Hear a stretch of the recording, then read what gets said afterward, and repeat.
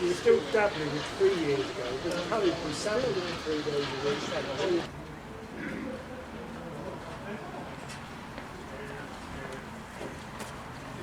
Well, I've returned again to Bridgnorth to do another one of my Shropshire railway journeys. I'm going to be taking the journey from Bridgnorth to Kidderminster and looking at the whole of this preservation line. Now, Bridgnorth is the northern end of the line, but of course this line actually ran from Shrewsbury down to Kidderminster originally. Now, you might have seen my previous video which looked at the section from Shrewsbury to Bridgnorth, which of course isn't part of this heritage line. I'm now going to explore the heritage part of the line and see what's on offer at each of the stations. Let's now have a look at the stations which are on the line as I follow it down from Bridgnorth to Kidderminster. The first station is Bridgnorth, which is obviously an important terminal on the line. Then I'm going to go to Hampton Loade station, where I know there's a great outside model railway. Then down to Highly to see the engine shed. Then down through Arley, and on my way into Worcestershire down to Bewdley. From Bewdley we bear a bit more eastwards and end up in Kidderminster. Well, this is our loco, the Sir Keith Park. At present it's just filling its water tank.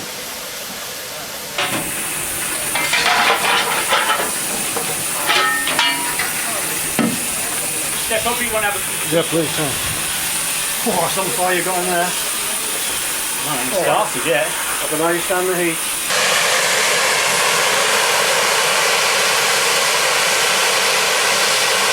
Well, that's the train all fired up and ready to go. And we're all set to get off to Kidderminster. First stop is Hampton Loade. Well, we're just approaching the first stop on the line, and this is Hampton Loade. I'm going to get off here and see what it's got to offer.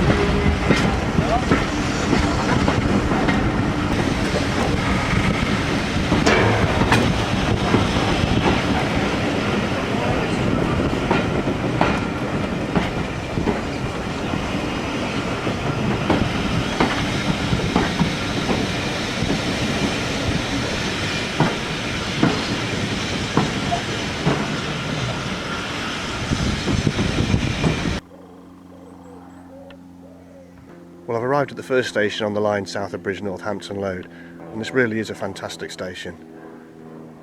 This is the station looking northwards towards Bridgnorth. At the south end of the station we have the signal box and the track going down towards Highly, the next station on the line. Well, with all the things that are restored here, plus the collections and memorabilia, this certainly makes this one of the best stations on the line. Well, this is the model railway at Hampton Loade station, and it's the magnificent 00 steam railway.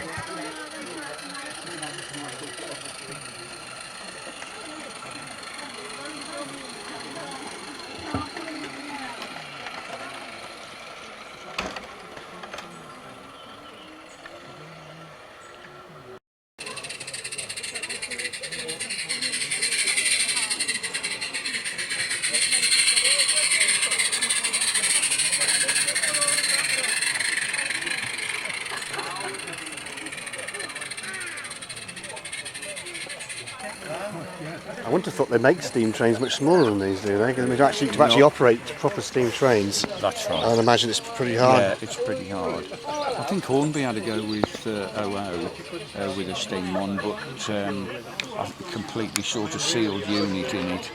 But it gets a bit small. Yes. So do you operate these trains all year round, do you? Yeah, we just come on Sunday and there's somebody here on Sunday. It's a pretty impressive set, I have to say. It's nice. It's nice because we've got a permanent place here. One or two people have got garden railways, you know, and that's something in their garden. Well, I've just taken a slight detour from Hampton Loade station and actually come onto the other side of the riverbank here on the River Severn, onto the eastern bank. Because if you're on the eastern side, how do you get across to the station? The answer is a walk-on, walk-off ferry. Now apparently the ferry isn't working at the moment due to illness, which is a shame. You can see there just to the right, peering above the bushes, there's some sort of zip wire across, and I'm guessing that might be something to do with the ferry itself. I'm guessing that the ferry's attached to that zip wire, otherwise it would drift downstream. I shall certainly have to come back another day in the future and have a go on it when it's operating.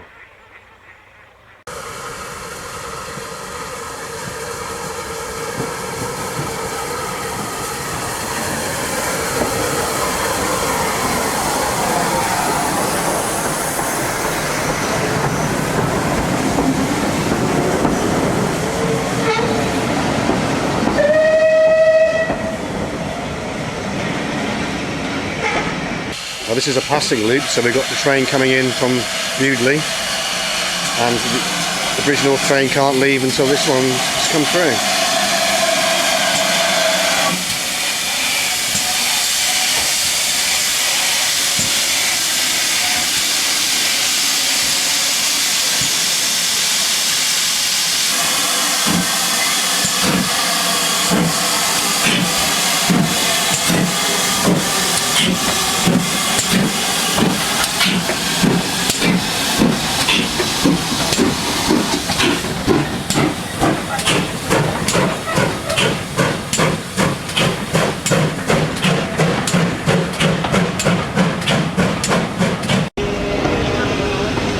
We're now approaching the next stop on the line, which is Highly.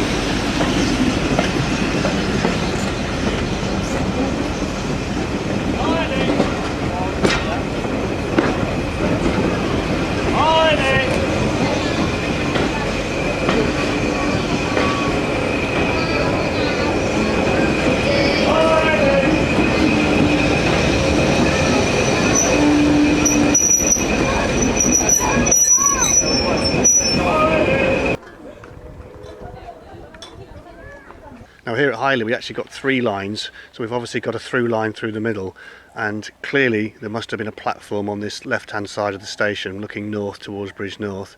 Certainly not used now, and probably no plans to use in the future. So all the trains stop on the east side on the one platform station.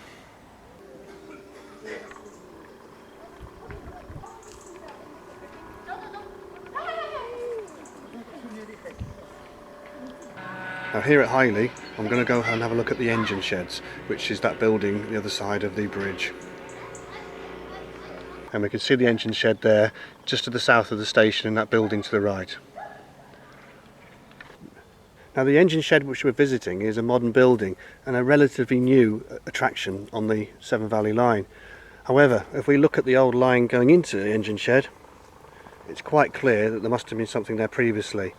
This bit just branches off the main line. We're looking north here, just to the south of Highly station, and we can see the old track crossing the road into what must have been some old engine sheds in the past. We'll go and ask and find out. Well, first impression is wow, wasn't expecting this. Very swish and modern, but lots to go and see and learn about. Well, it's quite a surprise to see the number of old engines they've actually got here.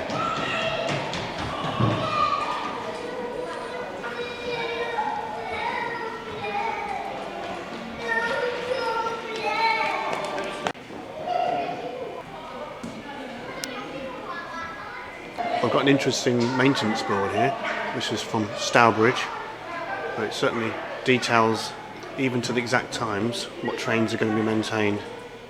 What's the history of this particular building? This building originally, they needed somewhere to store the locos undercover that weren't in service. Steam locos have a life of 10 years before the insurance certificate goes on them. So lots of locos stored outside, exposed to the elements, lots of problems with rust and things which wasn't necessary really. So originally it was going to be a building to store locos waiting for restoration, and then somebody said, well hang on, why don't we make it into a visitor centre and, you know, sort of do them up cosmetically and let people come and have a look at them. So does the Severn Valley Railway own these engines, do they? Not all of them, some are on long-term loan. A lot of the locos are owned by private individuals, and they have a running agreement with the Severn Valley Railway. So are any of these, could any of these still go back on the line? Oh yeah. I mean, that's Black 5, standing on Black 5, that will eventually. But where that was, that's just come in this year.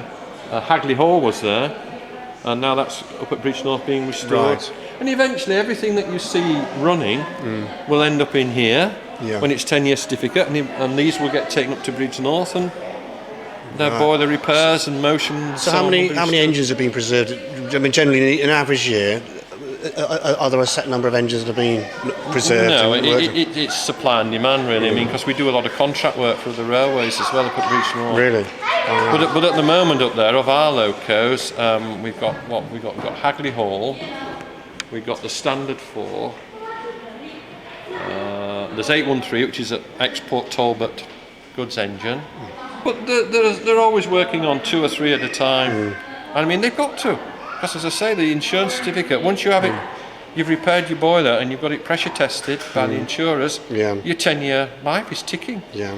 Yeah. Right. So it's still quite strict certificates for running engines on it. Absolutely. Yeah. So I know it's very strict on main lines, but it's just the same. Just the same on Just the same. preservation lines. Yeah. How do steam trains? This has always interested me. How do steam trains get by all the modern requirements? I mean, modern high-speed trains have computer controlled signalling and cabs, and I mean, how does a steam train bypass all those very strict regulations? It doesn't. It doesn't. Very often you find that bits of electronic kit have to be secreted somewhere in the tender or in the support added coach. on. Yeah. Oh yeah, it's got to be there. Yeah, it's got to be there. Yeah. Yeah. What I noticed outside was this is an incredibly modern building. But because of the track being on the ground, there must have been an old. Yeah, it was to the colliery at Highly. Right. So did the track that comes off this main line here, was that into an engine shed or was it a proper line? No, it was some sidings for the colliery. Yeah. Right. Yeah. Okay. So where you're stood now is where the entrance was to the colliery at Highly. Right. And then there was a colliery over at Alvley. And basically they were interconnected underground, and one was the emergency escape route for the other. Right. So how far was the colliery that way? Just here, just immediately behind us. If you just go up the hill towards the village, there's a big car park, you'll notice, immediately on your left-hand side. You go in there, that was the main entrance to it, and then you can walk up. Right. And see it on. There's a sort of a wheel and a little plaque. I will go and find it. To the miners. Yeah. Oh yeah, if you just go out the door and follow the trail. As we just heard, the line through here went to the colliery. The information on the board says here, about 200 years ago, companies started to mine for coal around Highly. The early pits soon closed, but the mines that were started in about 1880 were much more successful, and Highly hit the big time. At its height, 1,000 men worked at the collieries. They needed food and places to live, so shops, terraced houses and a Methodist chapel were built, and Highly became a typical busy mining village. Well, there we are, we've discovered why Highly's here. I hadn't actually realised it was a mining village. Here's a picture of Highly Station from 1862, and to be honest, it doesn't look much different to it does now. This is an interesting engineering feat. Apart from a bridge which was built to take coal of the river in 1937, in the early 1960s a giant aerial roadway was built, and enormous buckets full of coal swung over the river, 100 feet in the air. The good quality coal was loaded on a train and the rubbish swam back over the river and was dumped as spoil heaps. They are now the grassy hills of the country park. Well, I think that's something we'll try and discover as well when we go and find the original mine. One of the exhibits here at Highly is one of those original coal trucks from the colliery. One interesting exhibit here at Highly is an old mail train. One point of interest is that this actual mail carriage was used in the Great Train Robbery.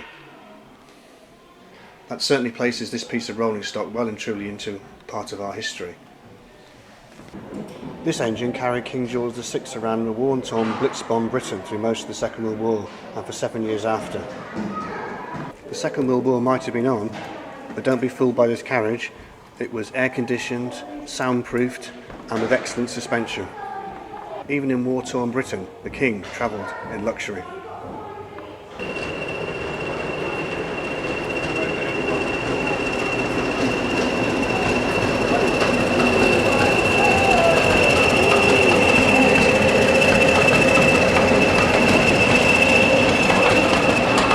I've just come north out of the engine shed into the country park, and we're going to try and see if we can find the monument to the miners.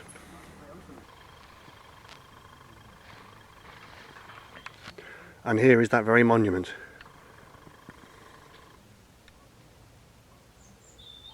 We can see the pile heap here, and the monument is being put on top of the pile heap. Placed nearby, we've got one of the old mining trolleys on what was the old mining track. Well, I've certainly learnt today the importance of Highly as a mining town and its impact on the railways in this area.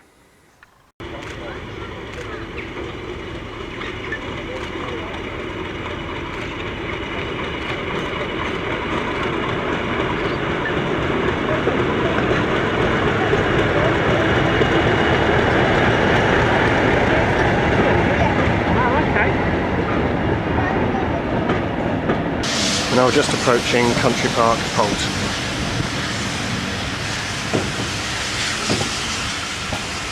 Here you have to stick your arm out if you want to get on the train, and we have some passengers waiting to board.